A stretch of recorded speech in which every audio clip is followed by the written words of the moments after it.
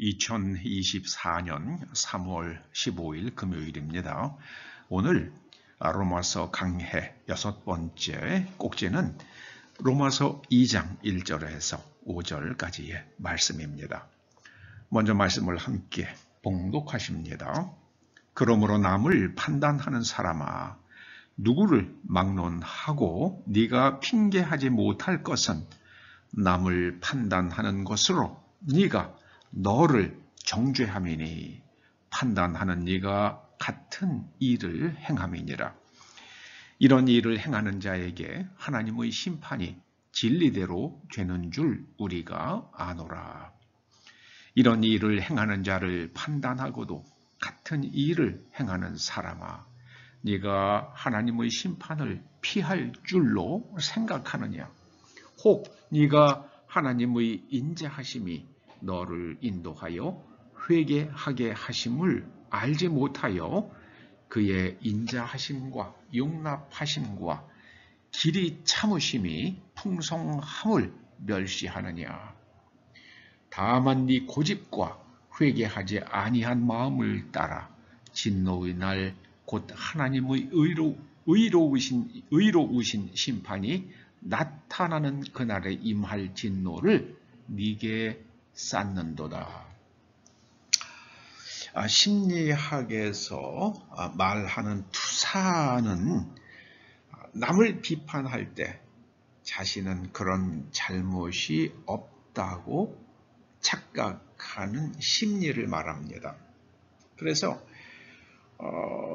다른 사람의 불륜에 대해서 아주 그냥 나쁘다 호되게 비판하고 이러는 사람들이 실제로는 뒤에서는 불륜을 행하는 그런 경우가 많다고 그러지 않습니까? 참 오늘 1절의 말씀은 그런 겁니다. 남을 판단하는 사람아, 한번 네 속을 잘 들여다봐라. 남을 비판하는 그것으로 같은 죄를 네가 짓고 있는 게 아니냐. 그래서 오늘 말씀을 표면적으로만 읽으면 다른 사람에게 대해서 아주 입도 뻥끗하지 마, 판단하지 마, 이런 뜻으로 이해될 수도 있습니다. 그러나 어떻게 사람이 남을 판단하지 않을 수 있습니까? 그러면 이 세상에 판사라는 직업은 존재하지 말아야죠. 판사는 없어져야 되죠. 하나님께서 그 말씀하시는 게 아닙니다.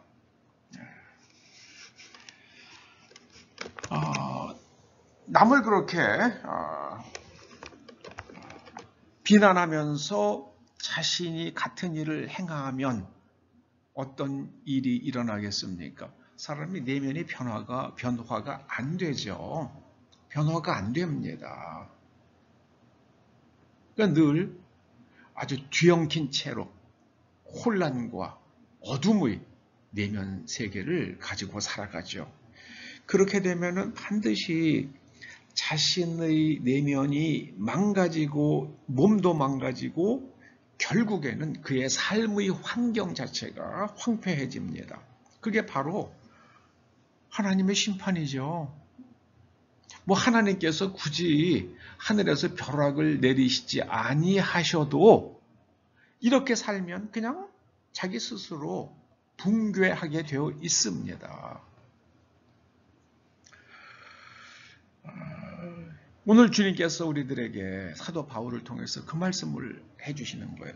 너희의 내면, 영적 성장이라는 것은 사람의 내면이 서로 모순되지 않게 잘 통합되면서 아주 온 세상을 조화로운 눈으로 따뜻한 시선으로 바라볼 수 있도록 성장해가는 걸 말합니다.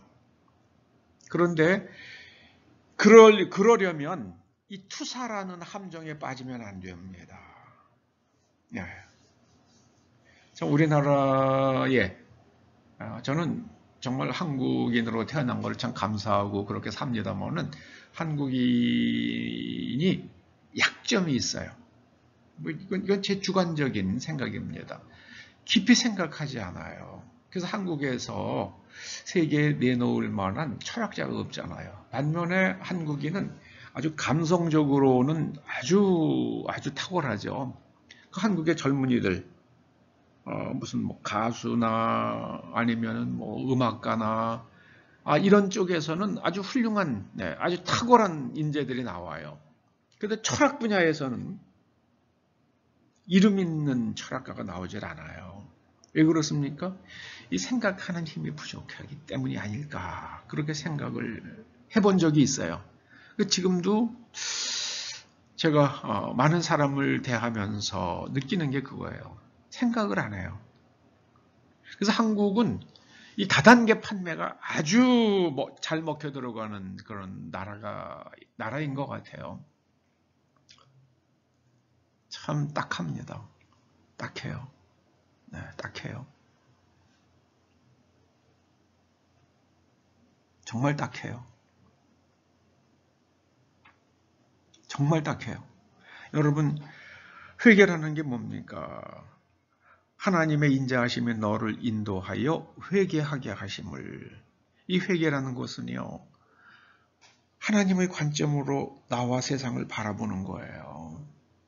그럼 바라보는 거예요. 그 하나님의 관점으로 돌아가는 게 회개입니다. 그야말로 repentance예요. repentance. 펜트는 높다는 뜻이에요. 다시 올라가는 거예요. 그러니까 하나님의 관점으로 다시 돌아가는 게 회개입니다. 우리가 내 관점으로 보면 드러나는 게 있죠. 그런데 그 메타, 내가 지금 알고 있는, 인지하고 있는 것 그 위로 올라가는 거예요. 메타노에오예요. 메타노이아. 메타노이아. 내가 인지하는 것 그 이상으로 올라가려고 그러면은 하늘에서 봐야죠. 하나님의 관점을 가져야 됩니다. 아브라함 조슈아 헤셀이라는 아주 참 훌륭한 히브리 사상가가 그런 말을 했죠. 예언이란 하나님의 관점으로 세상의 세상에서 일어나는 일들을 해석하는 것이다. 하나님의 관점으로 해석하는 거래요. 저는 그 말이 참 정말 놀라운 표현이에요. 그러니까 지금 이사야 선지자 때 그렇잖아요. 북왕국이 아주 강성하고 그때는 잘 나가요. 그런데 그렇게 살면 망한다. 아모스 선지자가 말하잖아요. 그렇게 살면 망한다. 경제적으로 흥청망청해요. 그런데 그렇게 살면 망한다. 그게 아모스서의 핵심 내용입니다. 아버지와 아들이 한 여자에게 들락날락하는 그런 세상을 아주 통박하잖아요. 그렇게 살면 망한다. 여러분, 신념이라는 것은 옳은 것을 견고하게 붙드는 겁니다. 그런데 고집은요, 자기 생각을 끝까지 붙드는 거예요. 고집과 회개하지 아니한 마음, 그거를 계속 가지고 가면 진노의 날, 하나님의 의로우신 심판이 나타나는 그날에 임할 진노를 쌓는 거다, 그렇게 말씀하십니다.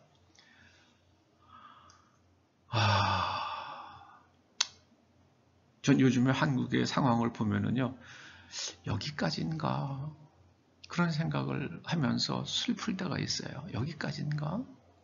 우리는 더 올라갈 수 없을까? 우리의 내면 세계는 더 성숙해질 수 없을까?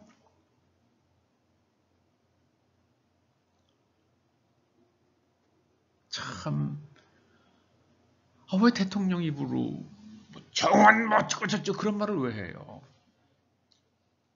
또 보사부 장관은 가만히 숨어 있고요. 차관이 설쳐요. 정말 답답해요. 대통령은 입을 가만히 닫고 있다가 이게 아니다 싶으면은 차장, 보사부 그럼 보복부 그러면 안 돼. 이렇게 해야 됩니다. 이렇게 할 수 있는 카드가 없어졌잖아요. 정말 경박스러워요. 그러면 안 되죠. 대통령은 그런 일에 잘 껴들면 안 돼. 가만히 있어야죠. 그러다가 나중에 전체를 보고 딱 결론을 내고 들어가야죠. 자기가 나가서 앞에 선수하면 안 되죠. 선수하면 안 됩니다. 대통령은 선수가 아니에요. 지금 선수 노릇을 하는 걸 보면서 답답해요. 정말 답답합니다. 여러분, 우리가 정신 바짝 차립시다.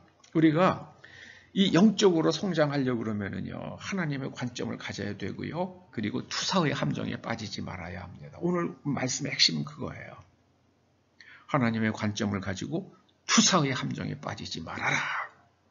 기도하시죠. 아버지 하나님, 이 땅의 모든 백성들에게 투사의 함정에 빠지지 않도록 각성하는 마음을 주시고, 또 신념을 가지되 고집스럽지 않도록 생각의 유연함을 주시옵소서. 예수님의 이름으로 기도드립니다. 아멘.